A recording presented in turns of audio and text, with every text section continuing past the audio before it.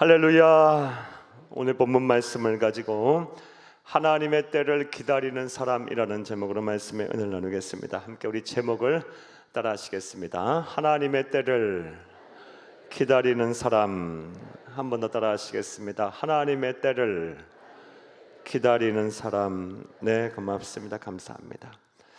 2026년 한 해도 벌써 반환점에 이르렀습니다. 세월이 참 빠르다는 생각, 저만 하는 생각이 아닐 거라 봅니다. 2026년 벌써 6월입니다. 어젯밤에 이 6월 월삭 예배를 위한 설교를 어떤 말씀을 전할까 하나 앞에 기도하는 가운데 하나님이 저에게 주시는 감동이 있었는데, 기다림에 관한 말씀을 전하라라는 감동이 하나님께서 저에게 주셨습니다. 우리 성도님들 가운데에는 이 하나님의 때를 기다리시는 분들이 많이 계십니다.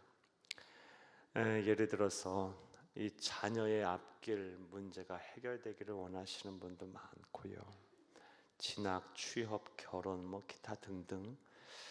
또 이 경제적인 문제, 부동산 매매라든가 아니면 투자라든가 아니면 또 여러 비상환이라든가 또 직장과 사업장에 아주 중요한 프로젝트라든가 또 여러 문제들이 해결되기를 원하며 또 기다림의 시간을 보내시는 분도 많습니다.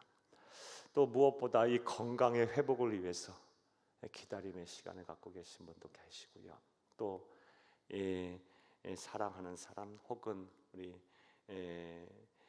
가족들의 구원을 위해서 기다림의 시간을 보내시는 분도 많습니다. 여러분, 기다림의 시간을 보내시는 모든 분들에게 하나님의 은혜와 섭리가 함께 하셔서 이 기다림의 시간이 여러분의 영혼을 상하게 하고 메마르게 하는 시간이 아니라 오히려 여러분의 영혼을 살찌우고 또 회복의 은혜가 있는, 이전에 못 보던 것 보고 이전에 못 경험하던 경험하는 그런 놀라운 하나님의 축복의 시간이 될 수 있기를 간절히 주의 이름으로 축복합니다. 그런 의미에서 오늘은 기다림의 시간을 어떻게 보내야 할까라는 주제의 말씀을 여러분에게 전해드리려고 합니다. 사랑하는 여러분, 우리가 기다림의 시간, 누구나 다 이 기다림의 시간을 보내는데요, 이 기다림의 시간을 어떠한 자세로 보내야 할까요? 오늘 시편 37편 말씀은 다윗의 시인데요, 다윗은 기다림의 명수였습니다. 달인이었어요.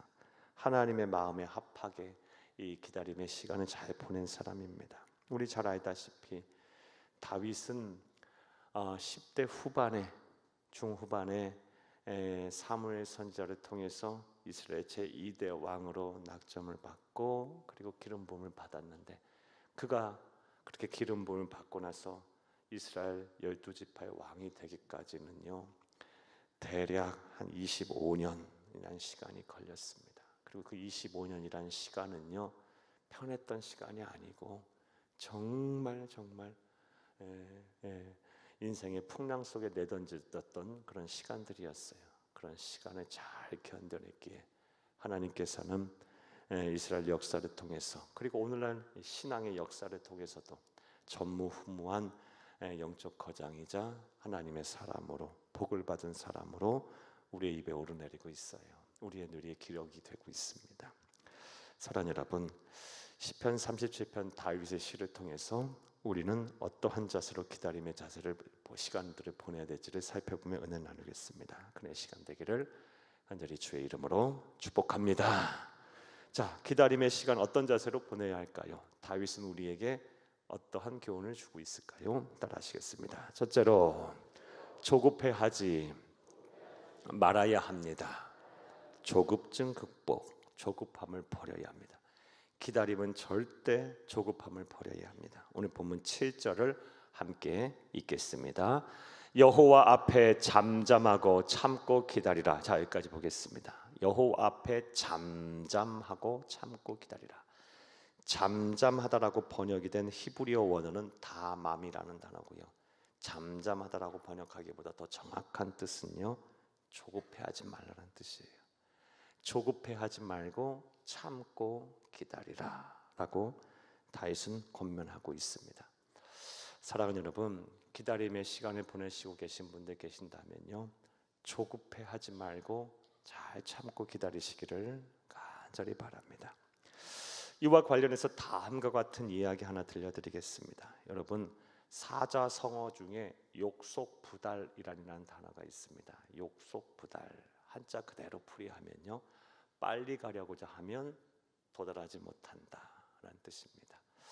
이 욕속부달의 유래는요, 논어에 나오는 이야기입니다. 논어 자로편에 나오는 이야기인데요, 공자의 제자 중에 아주 현명한, 아주 어려서부터 영재, 천재라고 소문이 났던 자하라는 인물이 있었는데요, 이 자하가 10대 후반에 가고라는 곳에 고을 수령이 됩니다. 고을 수령이 딱 되고 나니까요, 이 어린 마음에 빨리 이 이름을 날리고 싶은 생각이 들었어요. 선정을 막 베풀어서 이름을 잘 날리고 싶은 생각이 들어서 공자에게 물었어요. 어떻게 하면, 스승님 어떻게 하면 제가 선정을 잘 베풀고 이 고을을 잘 다스릴 수 있겠습니까? 그런 말을 묻자 공자가 딱 이 한마디 했어요. 욕속즉부달이라. 빨리 가려고자 하면 도달하지 못한다. 사랑하는 여러분, 세상의 처세술도 이러하거늘 하나님의 나라 영적 세계, 신앙의 세계에서 뭐 말해서야 뭐 더 말할 것이 있겠습니까? 영적인 세계, 하나님의 세계에서의 시간은요, 우리가 측량할 수 있는, 감히 평가, 생각할 수 있는 시간이 아니에요. 하나님은 영원 속에 계시는 분이기 때문에 절대로 신앙생활하는 가운데 하나님께 복을 받으려면 이 기다림의 시간 조급해서는 안 됩니다. 조급해하지 말고 잘 참고 기다리시기를 간절히 바랍니다. 조급해하지 말고 이 기다림의 시간 동안 뭘 해야 하냐? 사랑하는 여러분, 힘을 길러야 돼요. 어떤 힘이요? 신앙의 내공을 쌓아야 합니다. 사랑하는 여러분, 기다림의 시간 동안은 뭐 하는 시간이다? 내 신앙의 내공을 쌓는 시간이다. 예를 들면 기도의 깊이를 더하는 시간을 갖는 거예요. 하나님과 더 많은 이 기도의 시간을 가짐으로 하나님과 더 교제의 장이 깊어지고, 또 말씀 묵상을 더 깊이 하는 거예요. 안 하다 평상시 못 보던 말씀을 또 보면서 하나님과 이 말씀의 이 깊이가, 대화의 깊이가 깊어지고, 또 그동안 하지 못했던 봉사와 헌신을 하는 거예요. 그래서 봉사와 헌신의 지경이 넓어지는 거예요.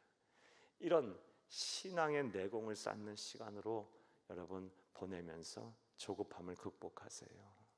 그냥 막연하게 그냥 조급함을 극복하려면 할 수가 없어요. 누구나 할 수 없는 거예요. 신앙의 내공을 깊이 하면서 조급함을 잘 극복하시면 기다림의 시간, 결국 하나님의 시간이 오게 될 줄로 믿습니다. 이런 은혜와 실천이 저와 여러분 가운데 있기를 간절히 주의 이름으로 축복합니다. 또 두 번째로, 기다림을 시간을 어떠한 자세로 우리가 보내야 할까요? 다윗은 우리에게 어떠한 교훈을 주고 있을까요? 따라하시겠습니다. 둘째로, 남과 비교하지 말아야 합니다. 다른 사람과 비교를 하지 말아야 합니다. 7절을 다시 한번 읽겠습니다. 7절입니다. 여호와 앞에 잠잠하고 참고 기다리라. 자기 길이 형통하며 악한 꾀를 이루는 자 때문에 불평하지 말지어다. 자기 길이 형통하며, 어떻든 간에 뜻한 바를 이룬 사람이에요. 악한 꾀를 이루는 자, 그러니까 불의한 방법으로 자신이 바라고 원하는 것을 성취한 사람이에요. 어떻든 간에 다른 사람들을 말해요. 그런 사람들과 비교하지 말라라고 말하고 있어요. 비교할 필요가 없는 이유, 다른 사람과 비교하게 되면 어떤 일들이 일어난다고 말하고 있습니까? 결국 하게 되는 것은 불평밖에 없기 때문에 다른 사람과 비교하지 말라라고 다윗은 우리에게 권면을 하고 있습니다. 사랑하는 여러분, 실제 그렇습니다. 다른 사람과 자꾸 내 상황을 비교하게 되면요, 내 처지를 비관하게 되고 결국 불평불만하게 돼 있어요. 그리고 이 불평불만하는 것이 하나님 앞에 신앙인으로서 얼마나 큰 죄임을 우리는 성경을 통해 잘 알 수 있어요. 이스라엘의 역사, 출애굽의 역사를 보게 되면 그들이 왜 그렇게 고생을 했습니까? 광야 40년 그 유리골식하며 그 방황하는 시간을 보내야만 했습니까?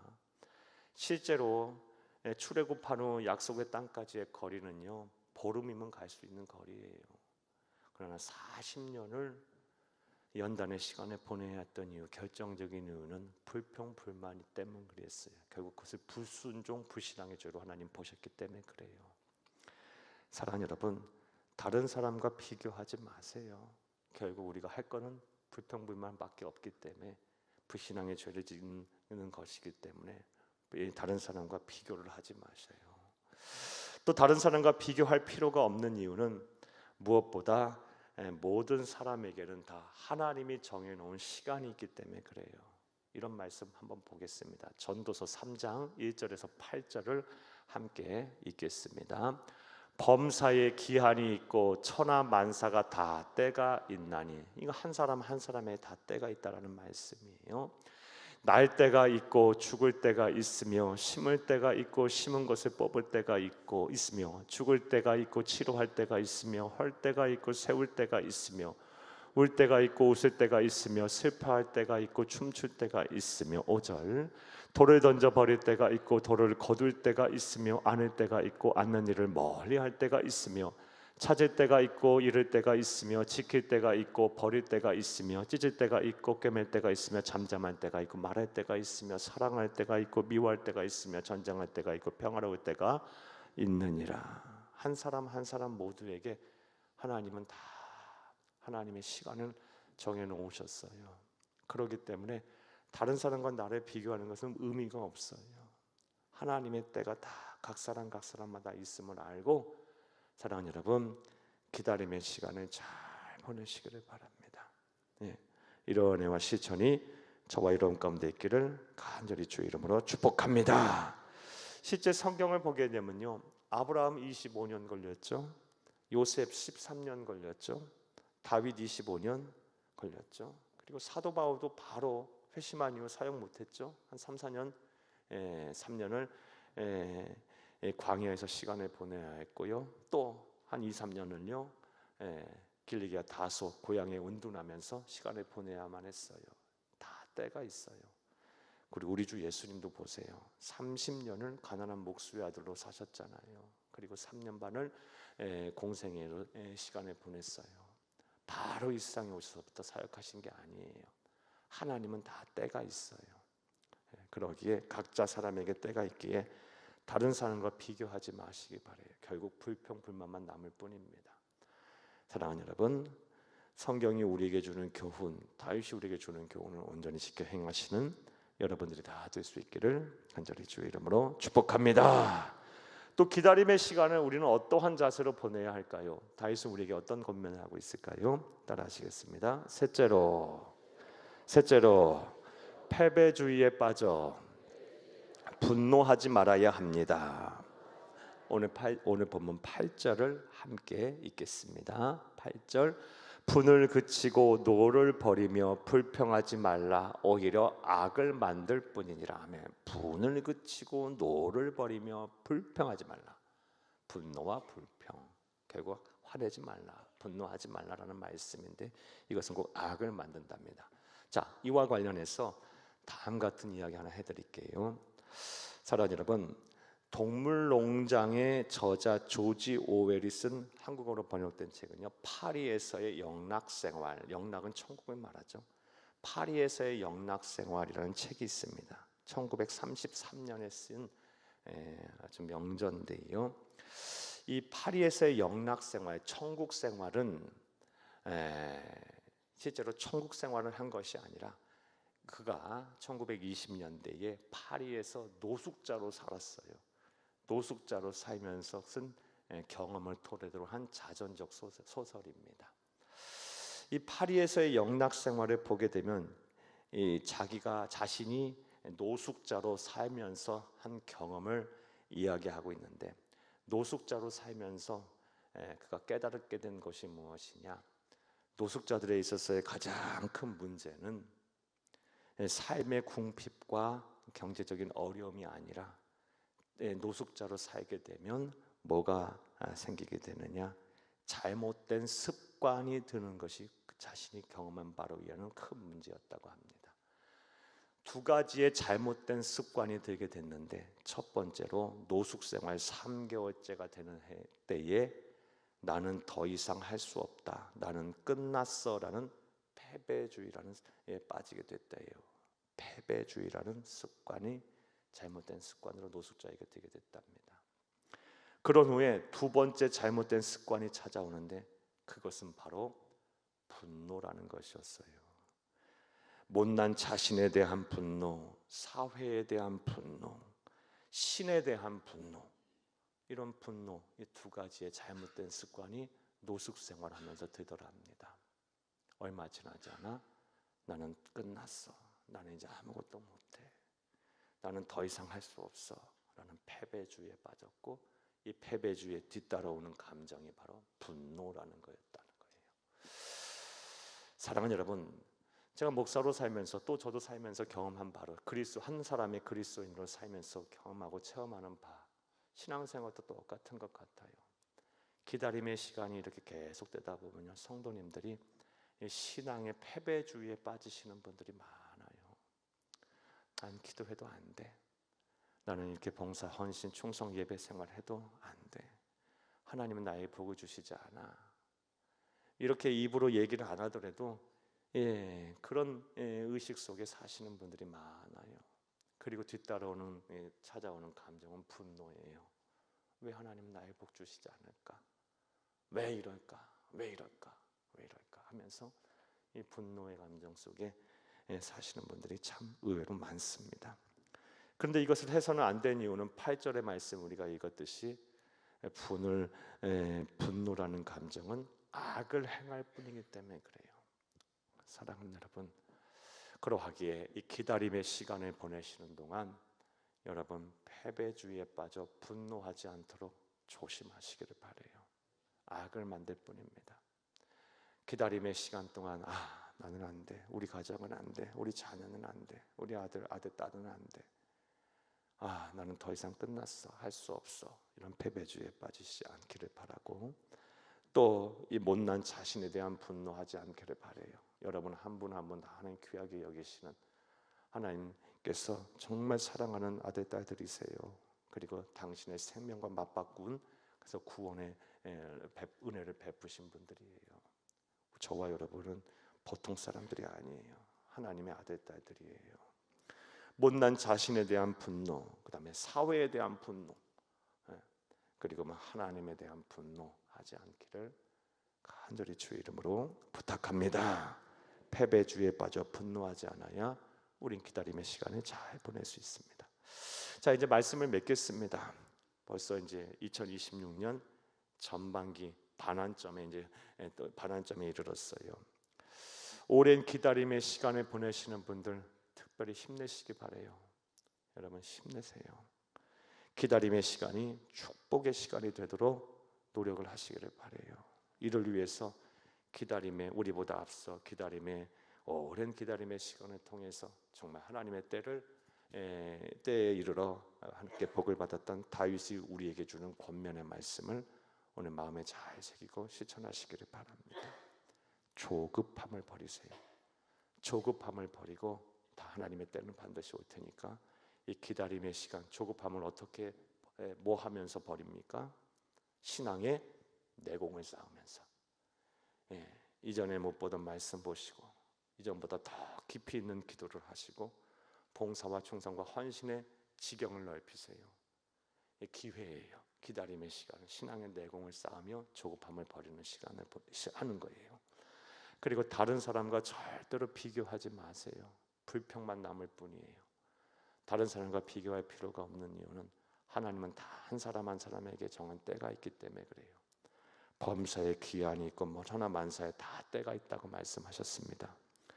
무엇보다 패배주의에 빠져 분노하지 않도록 여러분의 감정을 마음과 잘 다스리시고 마음과 생각을 잘 지켜내시기를 바랍니다. 잊지 마시기를 바랍니다. 하나님의 때는 반드시 옵니다. 구원받은 하나님의 백성을 향해 하나님은 반드시 일하십니다. 우리 하나님은 은혜의 하나님이십니다. 시간이 지나고 나서 돌이켜보면 다 하나님의 은혜였구나, 다 하나님이 그때 정말 하나님은 나와 함께 하셨구나 라는 것을 알게 될 것입니다. 이러한 은혜와 복이, 이런 은혜와 실천이 저와 여러분 가운데 함께 하기를, 특별히 6월 한 달 동안 함께 하기를 간절히 주의 이름으로 축복합니다. 축복합니다. 축복합니다.